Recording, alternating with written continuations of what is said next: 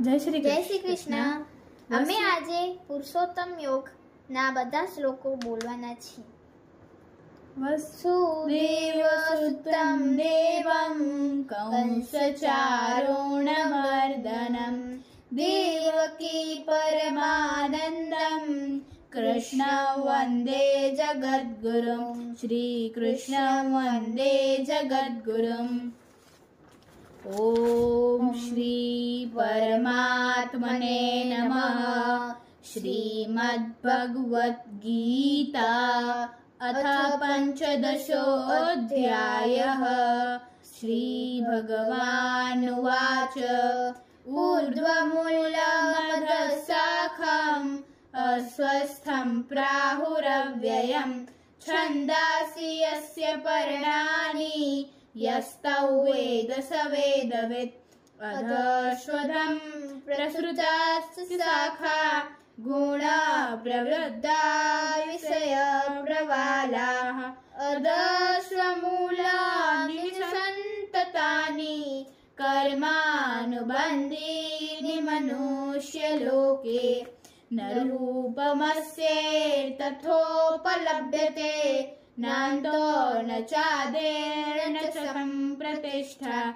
अस्वस्थमेनं सुविरूढमूलम् असङ्गशस्त्रेण रूढेन चित्वा ततः पदं तत्परिमार्गितव्यं यस्मिन् गता न निवर्तन्ति भूयः. तमेव चाद्यं पुरुषं प्रपद्ये यतः प्रवृत्तिः प्रसृता पुराणी. निर्माणमोहाजितसङ्गदोषा अध्यात्मनित्या विनिवृत्तकामाः. द्वन्द्वे विमुक्ता सुखदुःखसंज्ञे गच्छन्त्यमूढाः पदं व्यनव्यतः. न तद्भासते सूर्यो न शाङ्को न पावकः यद्वा न निवर्तन्ते तदमा परमं मम. ममैवाशो जीवलोके जीवभूतः सनातनः. मनश्चष्टानीन्द्रियाणि प्रकृतिस्थानि कर्षति. शरीरं यद्वाप्नोति यच्चाप्युत्क्रामतीश्वरः. गृहीत्वैतानि संयाति वायुर्गन्धानि वाशयात्. श्रोत्रं चक्षुस्पर्शनं च रसनं घ्राणमेव च. अधिष्ठाय मनश्चायं विषयानुपसेवते. उत्क्रामन्तं स्थितं वापि भुञ्जानं वा गुणान्वितं. विमूढानानुपश्यन्ति पश्यन्ति ज्ञानचक्षुषः. यतन्तो योगिनश्चैनं पश्यन्त्यात्मन्यवस्थितं. यतन्तोपकृतात्मानो नैनं पश्यन्त चेतसः. यदादित्यगतं तेजो जगद्भासयतेऽखिलम्. यच्चन्द्रमसि यच्चाग्नो तत्तेजो विद्धि मामकम्. गामाविश्य च भूतानि धारयामानमोजसा. पुष्णामि चौषधिः सर्वाः कोमो भूत्वा रसात्मकः. अहं वैश्वानरो भूत्वा प्राणिनादेमाश्रितः. प्राणपानसमायुक्तः पञ्चमैनं चतुर्विधम्. सर्वस्य चाहं हृदि सन्निविष्टो मतः समृद्धि ज्ञानन्मोहनं च. वन्द्रेश्च चैवैरहमेव वैदो वेदान्तकृद्वेदविदेव चाहम्. द्वामिमो पुरुषौ लोके स्वरश्चास्वर एव च.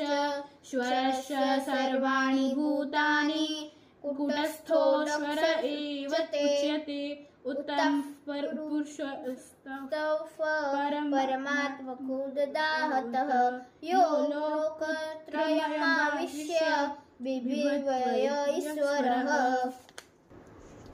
यस्मात्क्षममितीतोऽहम् अक्षरादपि चोत्तमः अतोऽस्मि लोके वेदे च प्रथितः पुरुषोत्तमः यो मामेव च मूढो जानाति पुरुषोत्तमम् सर्वैर्विद् भजन्ति माम् सर्वभावेन भारत इति गृह्यतं शास्त्रम् इति मोक्तं मया नघ इदबुद्ध्वा बुद्धिमान् स्यात् कृत्यकृत्यश्च भारत।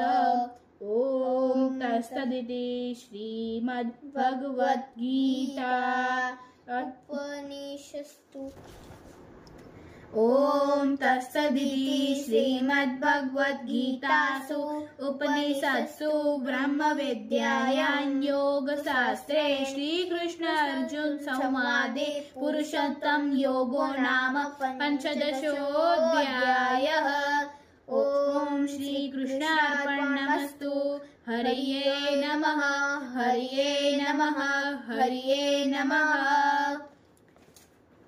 योगेशं सच्चिदानन्दौ वासुदेवौ व्रजप्रियं धर्मसंस्थापकौ वीरं कृष्णं वन्दे जगद्गुरुं।